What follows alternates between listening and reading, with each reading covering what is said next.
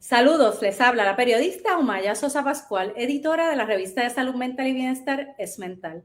Nos encuentran en esmental.com y en las redes sociales. Hoy estará conversando en un Facebook Live muy especial con la doctora Teresa Miskimen Rivera, psiquiatra puertorriqueña. Miskimen Rivera, ¿verdad? Psiquiatra puertorriqueña y presidenta de la Asociación Americana de Psiquiatría, y con el psicólogo Johnny Ruyan sobre cómo entender y manejar la ansiedad. Mire, esto es importante siempre. Estamos en una introducción informal. Comparta este Facebook Live para que se beneficien sus familiares y amistades. Pero la ansiedad nos ataca a todas y a todos, y en estos tiempos que vivimos, pues mucho peor, ¿verdad? Sabemos que está en nuestros hogares, en la economía, en nuestros trabajos y ahora la situación mundial y la situación de nuestro país. Así es que compartan este Facebook Live porque van a poder hacer preguntas directas a nuestros recursos, que son unos recursos de lujo ambos, ¿verdad? La doctora, pues estamos muy orgullosos como puertorriqueñas y puertorriqueños de que es la primera mujer que preside la Asociación Americana de Psiquiatría, como le llaman allá, la Asociación Psiquiátrica Americana, ¿verdad? La APA.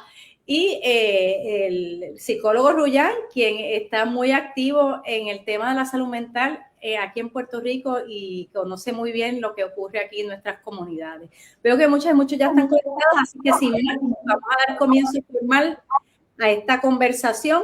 Saludos, les habla Omaya Sosa Pascual, editora de la revista de salud mental y bienestar Esmental. Nos encuentran en esmental.com y en las redes sociales.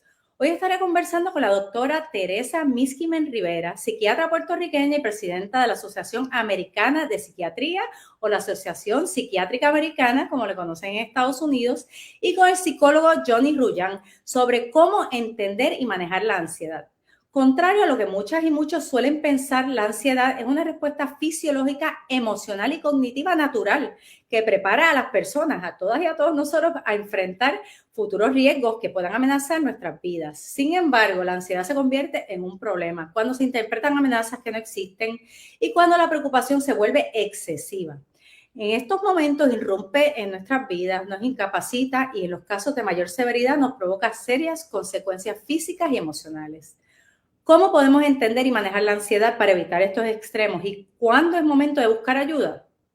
De este importante tema estaremos hablando con nuestros recursos en el día de hoy, que además van a estar disponibles para atender tus comentarios y preguntas en vivo. Así que ve escribiéndonos en nuestra página de Facebook, en la sección de comentarios o en la página de Facebook de FHC Salud Mental, que vamos a estar leyéndolo en vivo, como dije. Comparte el live para que se beneficien tus familiares y amistades. Este Facebook Live es parte de una colaboración de la revista Esmental con FHC First Healthcare. FHC es una empresa coordinadora de servicios de salud mental, filial de UHS Inc. en Puerto Rico y entidad hermana del Hospital Panamericano. Compartan el live, vamos a comenzar esta conversación sin más. Bienvenidos a ambos. Gracias por sacar tiempo para este. Bueno, gracias a ti por la oportunidad de estar aquí, hablar de este tema, como tú estabas indicando, tan importante para nosotros en este entorno. Ruyan, gracias por estar también con nosotros. Está en mute, déjeme, ahí estamos. Ahora, muchísimas gracias por la invitación. Un honor estar aquí junto a la doctora para hablar de este tema tan crucial que afecta a la gran mayoría de las personas. Así que es un honor estar aquí. Gracias. Bueno, y estos tiempos más que nunca es importante hablar de esto. Vamos a comenzar con la doctora Miskimen. Quisiera empezar por lo más básico, doctora. ¿Qué es la ansiedad, verdad, a nivel clínico y cómo se manifiesta? Tú mencionaste ya muchísimo de la ansiedad. Tenías mucha razón. La ansiedad definitivamente es una reacción normal al estrés y eso es muy importante saber. Muchas personas piensan, bueno, pues yo no debo tener ningún tipo de ansiedad, pero no, es normal. Incluso en muchas ocasiones experimentar ansiedad ofrece beneficios. Déjame darte un ejemplito. Nosotros, pues, como seres humanos, nos sentimos ansiosos, nerviosos si tiene un evento importante. Ejemplo, vas a coger un examen y ya tienes una ansiedad de que tengo que coger el examen. Pero en este caso, cuando la ansiedad es de, tengo que hacer esto, eso te impulsa, número uno, a prepararte para el examen, Número 2, a poder enfocarte en lo que tienes que hacer para el examen y eventualmente coger el examen y obviamente pasarlo, ¿no? El problema existe cuando esa ansiedad se convierte en excesiva. Y ya tú hablaste un poco de eso. Esa ansiedad, si se convierte en un obstáculo para poder, en este ejemplo que estoy dando, estudiar. Ejemplo, si estás tan preocupado que simple y sencillamente no te puedes poner al día con tu examen, eso ya es un problema. O sea, que pasa de ser una reacción normal. Cuando es excesiva, ya no es algo normal y ahí es donde entonces uno empieza a decir, ¿qué está pasando? ¿Tengo que buscar ayuda? ¿No tengo que buscar ayuda? Pero que fue exactamente lo que tú estabas diciendo, de que es normal, pero puede que no sea. Eso me lleva a la segunda pregunta que tenía. ¿Cuándo comienza entonces ¿verdad? Ser preocupante? ¿Cuáles son esas señales que nos llevan a pensar, debo buscar ayuda? Y sabemos, ¿verdad? Los que escribimos y usted que es clínica sobre este tema, que las cosas pueden escalar a niveles muy graves, ¿verdad? Lo que son la ansiedad a niveles excesivos que pueden llevar a ataques de pánico. ¿Cuáles son esas señales y cómo debemos proceder entonces a buscar ayuda?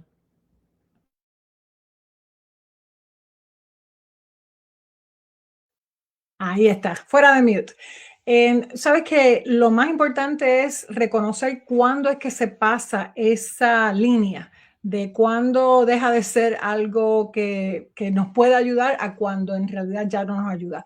Y eso es cuando hay síntomas tanto emocionales o de concentración, físicos o hasta cambios de comportamiento. Déjame explicarte. Empezando con los cambios emocionales. Si ante un ejemplo, si tienes algo que viene, un evento importante, o tienes una cita médica, o tienes que hablar con gente que tú no conoces, o tienes que hacer una presentación en el trabajo, y empiezas a sentirte extremadamente nervioso, intranquilo, empiezas a tener una preocupación excesiva, ay, ¿qué va a pasar? Y si no lo hago bien, y me van a sacar del trabajo.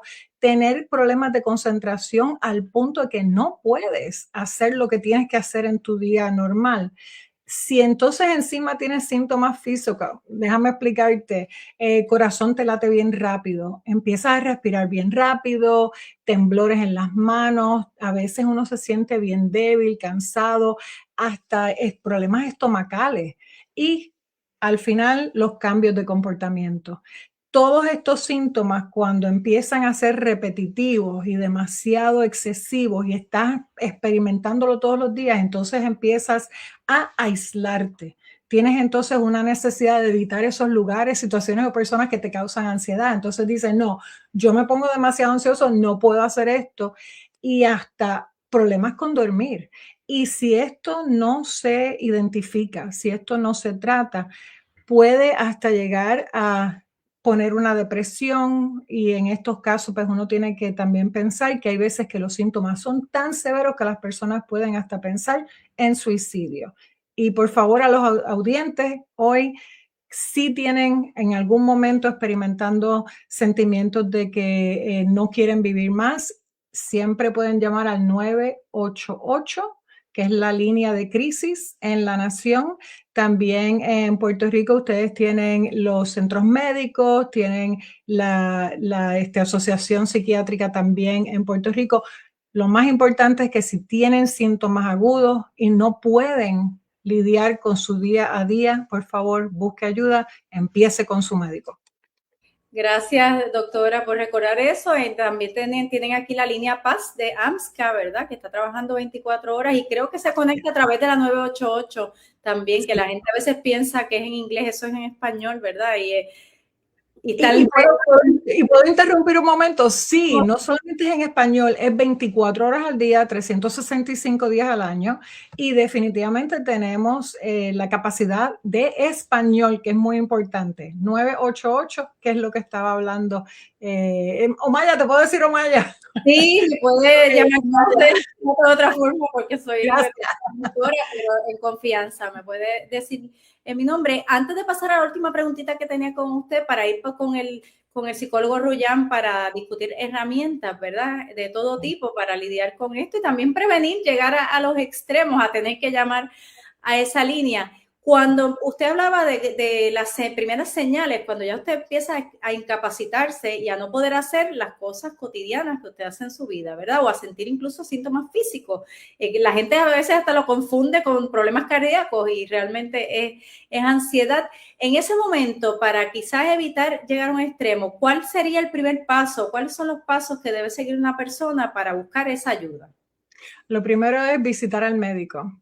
Como acabas de decir, lo primero es buscar si esa ansiedad, esos síntomas físicos que estás sintiendo, tienen que ver con algún tipo de enfermedad física. Ejemplo, algunas personas cuando tienen hipertiroidismo o diabetes o tienen asma, los síntomas que tienen muy físicos pueden parecer ansiedad, pero cuando usted va al médico, el médico le hace exámenes, le hace un estudio, le hace una asesoría e identifica si es un problema físico, ejemplo, una diabetes o asma, o si en este caso, entonces estamos buscando para ver si se puede entonces referir a una persona pues con para nosotros, el profesional de salud mental, que es muy importante. Hay diferencia, hay personas que tienen las dos, hay personas que tienen diabetes, ansiedad, depresión, por eso es tan importante buscar empezando con su médico para que le pueda identificar qué tipo de tratamiento requiere. Es muy importante también saber que la ansiedad es algo que se puede tratar. Yo sé que el psicólogo Johnny Rullán va a hablar más de la terapia, principalmente la terapia de conversación. Para nosotros los psiquiatras, además de la terapia de conversación, también podemos utilizar medicamentos. Y los medicamentos más que se utilizan para este tipo de trastorno de ansiedad son los antidepresivos y ansiolíticos. No todo el mundo necesita medicamentos, pero es muy importante empezar con el médico, buscar ayuda y determinar qué tipo de tratamiento es el que se necesita para uno poder llegar otra vez a donde uno estaba, es poder hacer su vida como cualquier otra persona que no tiene ansiedad. Tremendo. Le tenía una preguntita adicional que tiene que ver con cómo todo esto se exacerba con el contexto mundial que estamos viviendo, que no parece que va para ningún lado, ¿verdad? Pero me la voy a reservar para el final para pasar con Rullán, con las herramientas, como, ¿verdad? Todos los que nos escuchan, los que nos escucharon desde el principio deben saber, pues usted está en contexto de los Estados Unidos y está viviendo de cerca lo que es, ¿verdad? Peor que nosotros acá, todas estas políticas de odio, lo tengo que decir, y de agresión constante y de violencia constante de parte institucional que vive todo el mundo, pero ustedes lo viven allá. Así que al final quiero ir con eso, pero les recuerdo a todas y a todos que estamos hablando con la doctora Teresa Miskimen Rivera, presidenta de la Asociación Americana de Psiquiatría y Psiquiatra, y con el psicólogo Johnny Rullán sobre cómo entender y manejar la ansiedad. Esta iniciativa es traída a ustedes por FHC First Healthcare, el Hospital Panamericano y la revista de bienestar Es Mental. Nos encuentran en esmental.com y en las redes sociales. Busque hoy en esmental.com el artículo sobre esta conversación que estamos teniendo, donde hay más detalles con ambos recursos. Además, vayan al podcast nuestro Cerebrando en Spotify, Amazon y en todas las plataformas de podcast para que nos digan qué piensan del podcast. Rullán, en su práctica clínica, ¿qué tipos de situaciones está tratando en estos momentos con mayor frecuencia relacionadas a la ansiedad y cómo están afectando la cotidianidad de las personas que vivimos en Puerto Rico? Ahí me escucho, ¿verdad? Excelente. Pues mira, la ansiedad, ¿verdad? Es de los síntomas y por ende los trastornos más comunes que se ven en el ámbito clínico junto con la depresión. Y esto es una tasa mundial, que Puerto Rico no es la excepción y mucho menos con todos los determinantes sociales que agravan, ¿verdad? La precariedad, la escasez, cualquier tipo de estresor en la vida personal, social. Y obviamente el mundo político pues sí también afecta, como ¿verdad? Haciendo un poco de puente con lo que mencionó ahora. Y tiene que ver mucho con, ¿verdad? Y la doctora conoce esto más que yo, pero que en el cerebro existen dos amígdalas y no son las de la garganta, son del sistema límbico, que es como el cerebro emocional del cerebro, que sirven como una especie de detectores de humo en el cerebro, que cuando tú interpretas o percibes una amenaza, pues ellas se activan y suenan. ¿Qué pasa? Que muchas veces lo que caracteriza trastornos de ansiedad es la preocupación excesiva. Quiere decir que puede estar detonada y sonando constantemente cuando realmente no existe una amenaza, un peligro que lo amerite. Pero hay que tratarlo con cuidado porque muchas veces sí existen amenazas que lo ameritan. Y ese proceso siempre hay que trabajarlo con el paciente, ¿verdad? ¿Cómo se hace eso? Yo me pregunto, ¿cómo distingue? Porque decía usted la alarma, yo me lo imaginaba literal, ¿verdad? Imagínese usted vivir con una alarma de fuego en su casa, pi, pi, pi, sonando todo el tiempo. Eso es para poner a uno totalmente trastornado. Entonces, ¿cómo uno distingue si realmente hay un fuego o si es un problema que estamos teniendo de interpretación? Pues mirando, ¿verdad? Desde el juicio clínico, acompañando al paciente en explorar cuáles son esos factores y esas realidades que existen en su vida, al igual que estaríamos viendo una casa, si realmente existe humo, si realmente hay algún fuego, preguntándole cuándo fue la última vez que prendieron el horno, si aquí alguien fuma, dónde depositan los cigarrillos, y tú vas investigando a ver si realmente hay un peligro. Y ese proceso de acompañar al paciente muchas veces ya trae un beneficio de romper con lo que bajo un modelo como CBT se conoce como catastrofización, que es una distorsión cognitiva en arroyo de habichuela, cuando interpretamos las cosas y los eventos de la forma más pesimista posible y a futuro nos imaginamos las peores consecuencias, que eso puede ser muchas veces la raíz de una ansiedad, de una preocupación excesiva. Y en ese proceso, simplemente de identificar si realmente existe una amenaza que amerita esta respuesta, pues ya uno empieza a identificar ¿verdad? Si es exagerado o no, si hay un fuego real, en otras palabras, o no. Y muchas veces sí la va a haber, y ahí entramos en un proceso más bien de problem solving, que hay todo un modelo de terapia, ¿verdad? Que se estructura en tú enfrentar de forma estratégica con soluciones, pues esa problemática. Pero si problemas reales que puedas tener en la vida. Que hay que atender en la vida real, que no todo se resuelve meditando y haciendo ¿verdad? Aunque sí puede ser muy definitivamente, si usted perdió el empleo o tiene 20 problemas con sus hijos, pues eso no es meditar. Exacto. Ahora, si tú regulas tu sistema nervioso, te va a capacitar mejor para enfrentar esos problemas allá afuera. Así que siempre se puede hacer las dos cosas a la vez. Pero muchas veces el problema como tal tiene que ver con mi programación cerebral que está disparando más de la cuenta cuando la situación no la merita. ¿Ok? O sea, esta respuesta de miedo, que como bien dijo la doctora, es una respuesta totalmente saludable, normal y esperada, esencial para nuestra función social y evolutiva. Porque si no tengo miedo, cuando un carro me viene para encima y no se me activan las amígdalas, yo no me voy a mover. O cuando estoy en terremoto. Voy a pedir un ejemplo concreto de eso. Le voy a dar 3 segundos para pensarlo, ¿verdad? De una situación que podría ser mala, pero que podría sobreinterpretarse por una persona de las cuales usted haya visto en su práctica, ¿verdad? Y que te lleva entonces a esta bola de nieve de catastrofización que usted hace. Vamos a decir y antes de que él me lo diga, le invito a ustedes, hay mucha gente conectada y están súper tímidas y tímidos. Aprovechen, atrévanse, háganos un comentario, hagan una pregunta. ¿Han sentido ansiedad? ¿Están sintiendo ansiedad en estos momentos? Por algo están conectados, ¿verdad? Aquí Angélica Rodríguez Cruz se atrevió. Dice, excelente explicación, doctor. Denos esos ejemplos para que las personas que nos están escuchando entiendan mejor cómo es que esto funciona. Bueno, ¿verdad? Un ejemplo de esa catastrofización puede ser, pues mira, quizás yo me esquivé del carro que me venía para encima, pero después me llevé algo en la carretera por el lado, por el paseo, y se me explotó la goma.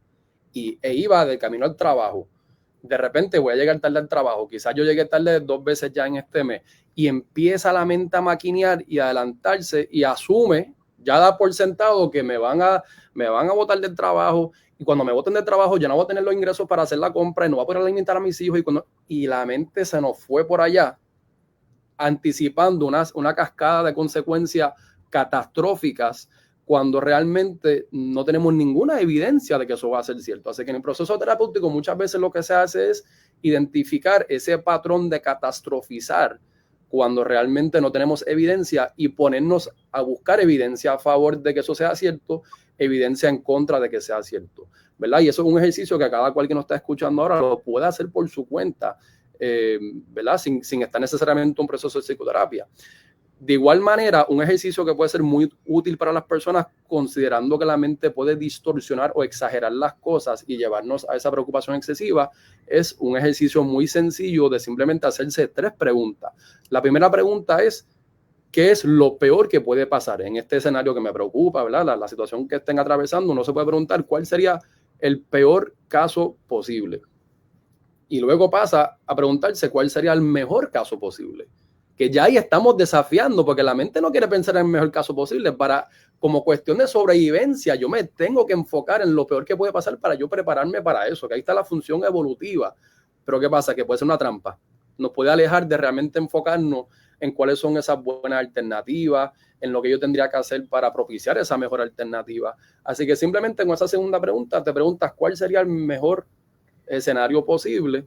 Y por último te haces la pregunta, luego de esos 2 polos extremos, ¿cuál sería el escenario más realista? ¿Qué es lo más probable? A mí me encanta lo que usted está diciendo y estoy pensando en el ejemplo del carro y del posible choque. Cuando, aquí hay una preguntita, la cojo enseguidita de Melanie Arce.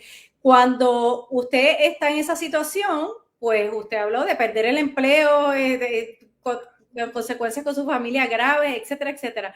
Pero si usted tuvo un pequeño accidente con la goma y llegó tarde al trabajo, pues el mejor escenario pues sería que su jefe le diga, cógete el día libre, que tienes estrés, tranquila o tranquila, ¿verdad? Entonces no hay que andar con la taquicardia. El peor escenario es, pues, ¿sabes qué? Te voy a poner un warning, como se dice en buen español, o te voy a botar del trabajo. Pues mira, quizás ese escenario, que es el peor que usted mencionó, no es tan malo porque usted tiene un caso legal contra su patrono, ¿verdad? O sea, puede pensar en soluciones. Y lo más probable es que quizás le pongan carita, pero no pasa nada y el otro día se le olvida al jefe. Me gusta que es algo bien práctico para las personas que están escuchando. Sabe que tengo que comentar que es lo que también dice el señor Rullán, que el problema está en cuando la persona no puede controlar ir a lo peor.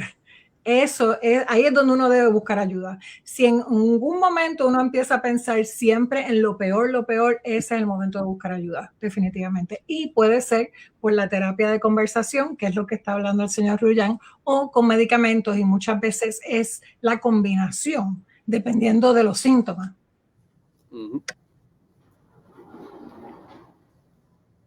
No se escucha, doctora. Todo eso va desde el punto de la... No soy doctora. Sí, disculpa. Cometí el error yo. Desde el punto de la vista de la psicología clínica, voy a mi pregunta, pero no me quiero olvidar de la pregunta de Melanie Arce. Ella pregunta de cuando hay PTSD. ¿Qué hacemos cuando hay PTSD, doctor Rullán? Y la doctora también creo que puede intervenir. Casi doctor, pero gracias por lo de doctor. Pues mira, mira, PTSD... Pero que lo de doctora. Sí, exacto, yo lo hice. De parte y parte. Pues mira, el PTSD se complica mucho más, agrava esto porque ya el cerebro se condiciona y se altera, ¿verdad?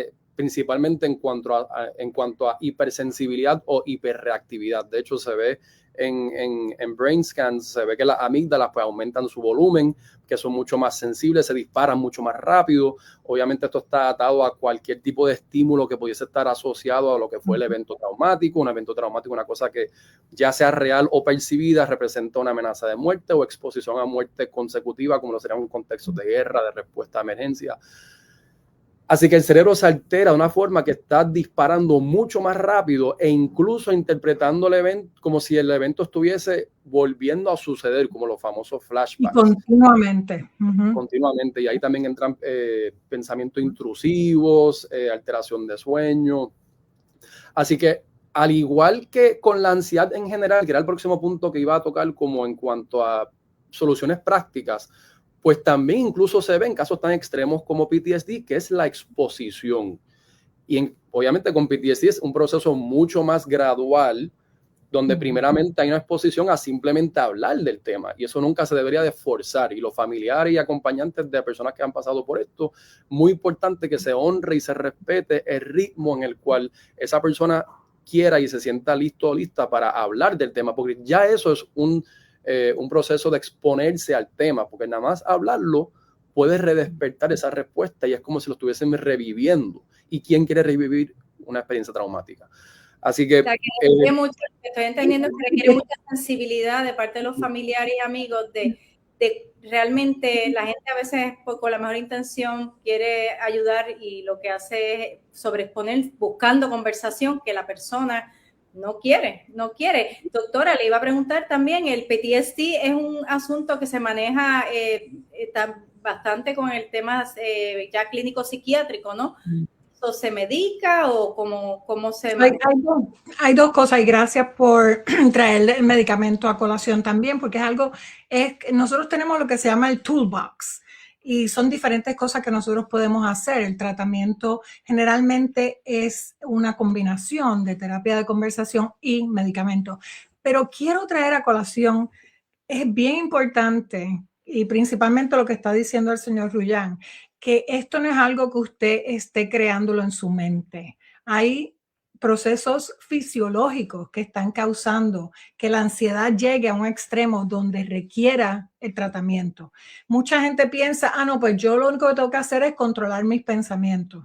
Pero es que la parte fisiológica, cuando llega a un trastorno de ansiedad, no es cuestión de uno ponerse las botas y decir no voy a pensar en eso, porque la parte fisiológica, que es la parte en el cerebro, no te va a permitir eso. Por eso es que es tan importante entonces buscar terapia de conversación y o medicamentos para esto. Y usted tiene razón en cuanto a esto, Maya, el hecho de que el estrés postraumático definitivamente es algo que va más allá de ansiedad aún mediana, ¿no? Esto es algo que requiere definitivamente tratamiento y saber y poder tener la esperanza de que sí hay tratamiento y que son muy eficaces.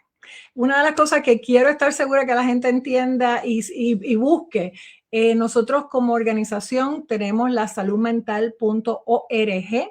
Ahí tenemos información, tenemos videos, tenemos surveys que usted puede coger. ¿Tengo o no tengo ansiedad? ¿Tengo o no tengo traumatic stress disorder? Mucha información que yo sé que nosotros quisiéramos pues tener mucha información para ustedes. No podemos discutirlo todos en este segmento, pero definitivamente la saludmental.org contiene mucha información para todos ustedes y aquí estamos para ayudar. Muchas gracias, doctora. Anoten bien la saludmental.org. Yo no sabía que tenían ese tipo de recursos. Está tremendo uno poder tomar una encuesta, ¿verdad? Vamos a decir, una especie de evaluación para saber más o menos cómo está uno. Yo quería decir que, mire, ya estamos en otros tiempos. El asunto del estigma de si voy al psicólogo, si voy al psiquiatra y si me medico, es ridículo. El cerebro es para un organismo del cuerpo como cualquier otro y si usted está enfermo, pues usted tiene que tomarse su medicina.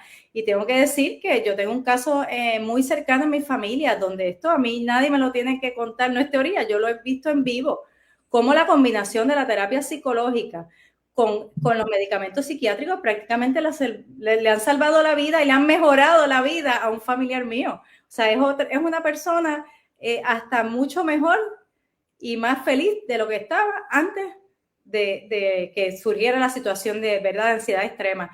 Así es que nada, estamos en los minutos finales. Rullán, me gustaría que nos compartiera qué podemos hacer de manera preventiva para evitar que escalen nuestros niveles de ansiedad, ¿verdad? ¿Qué herramientas le puede compartir a nuestra audiencia? Y bueno, usted dirá si tiene algunos pensamientos finales en torno a la situación que vivimos en Puerto Rico, que al final entonces voy a terminar con la doctora sobre el contexto mundial que vivimos. ¿Cómo no? Pues mira, algunas herramientas muy prácticas que pueden servir tanto para prevención como para estabilización, como para tratamiento en cualquier nivel, ¿verdad? De la sintomatología de ansiedad. ¿Verdad? Se toman prestados del modelo de ACT, que también puede ser muy útil, al igual que el CBT. ACT es de terapia de aceptación y compromiso. Y se trabaja mucho el tema de aceptación. ¿Por qué? Porque muchas veces la ansiedad es un asunto de control, de querer controlar cosas que no necesariamente se pueden controlar, y eso nos lleva a una ansiedad interminable, inagotable, porque mientras no se pueda cambiar y tú intentas cambiarlo, pues te vas a desregular y desgastar tú.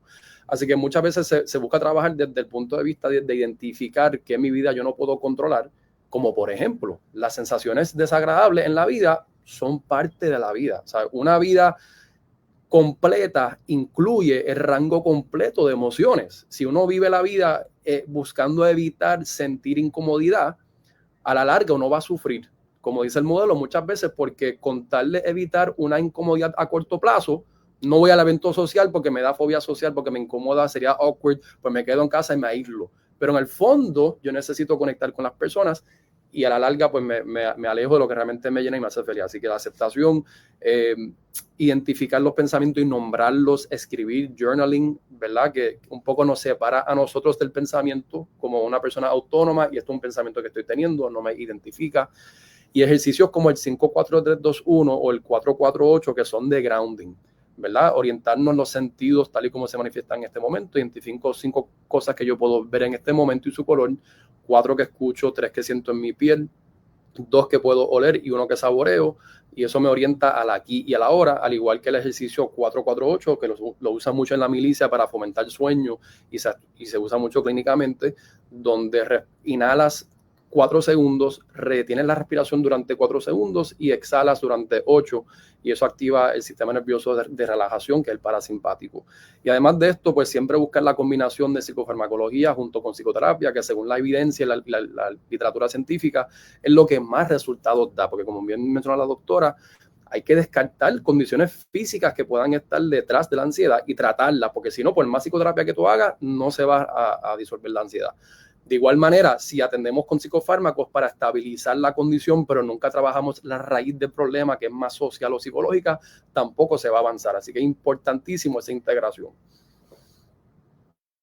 Aquí Melanie Arce nos comparte déjeme poner aquí un eco, nos comparte un app que se llama iBreathe para hacer ejercicio de respiración, y les recuerdo a todos y a todos que hay un reportaje completo sobre este tema con estos tips que acaba de dar el psicólogo Rullán y más comentarios por parte de la doctora Miss Kimen Rivera. Están en portada en esmental.com, así que no los tiene que anotar, vaya allí y los repasa y tiene más información todavía.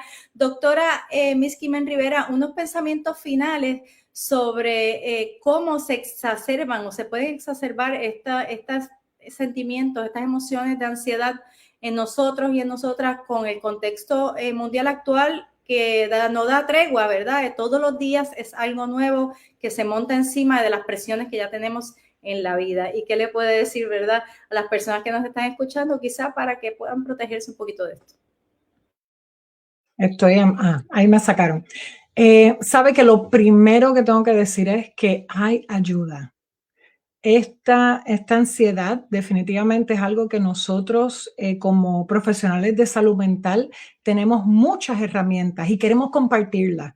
Y ya sea en cuestión de conversación, de medicina, hay una esperanza de que las personas con el tratamiento adecuado mejoran y pueden llevar una vida muy productiva. Sabes que la exposición a la violencia y a la inestabilidad social que estamos viendo, y ya sea vivida de manera directa o que uno está viéndolo, presenciándolo, ya sea por televisión o que uno está viendo que le pasa a un amigo. Todo eso puede afectar significativamente la salud mental y el bienestar. Y estos efectos trascienden las personas en las perspectivas políticas. Afectan todo tipo de comunidades. Y como médicos dedicados a la salud mental en nuestra organización, nosotros reconocemos que la paz y la estabilidad definitivamente son fundamentales para el bienestar. Nosotros como organización estamos firmes en nuestro compromiso para apoyar cualquier esfuerzo para promover la seguridad y fomentar las condiciones necesarias para que la salud mental prospere, no solamente en la nación, sino globalmente. Para los que están escuchando, no hay salud sin salud mental. Oímos a Maya hablando del estigma. Es bien importante romper esa barrera. Estamos en un momento en nuestra época, en nuestra vida, que hay muchos cambios, hay mucho, pues, desgraciadamente, inestabilidad social. Este es el momento de apoyarnos unos a los otros, de buscar ayuda cuando se necesita y no decirle a una persona, pero si vas a un psicólogo, vas a un psiquiatra o vas a, o sea, ¿qué te pasa?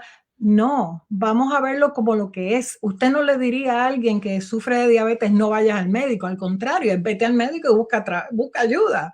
Lo mismo para cuando alguien tiene algún problema de salud mental. Este es el momento de decir, no hay barreras, hay tratamiento, búsquelo, la esperanza está ahí, podemos, no hay salud sin salud mental definitivamente.